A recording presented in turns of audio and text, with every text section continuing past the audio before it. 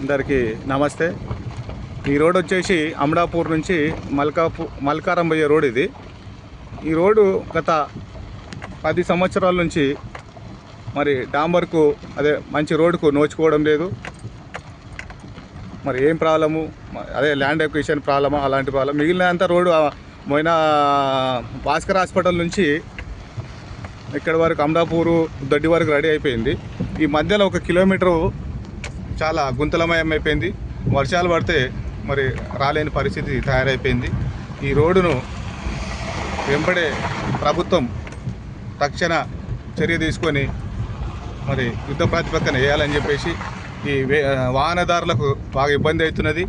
ఇక్కడ 1 కిలోమీటర్ పోవడానికే 10-15 నిమిషాలు పడుతున్నది.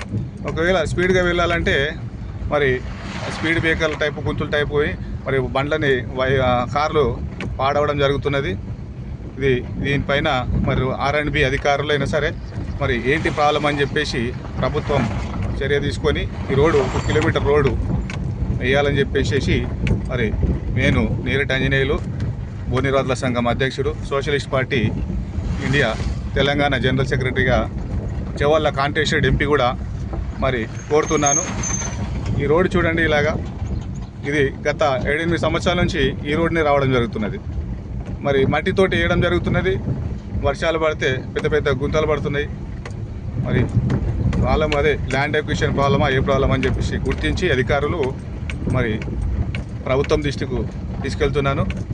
తక్షణమే ఈ రోడ్డు వేయాలని చెప్పేసి మేము ప్రభుత్వాన్ని, కాంగ్రెస్ ప్రభుత్వాన్ని, మరి R&B మినిస్టర్ గారిని కోరుతున్నాను. చాలా ఇబ్బందికర పరిస్థితి ఉంది. దయచేసి ప్రజలందరూ గమనించాలి.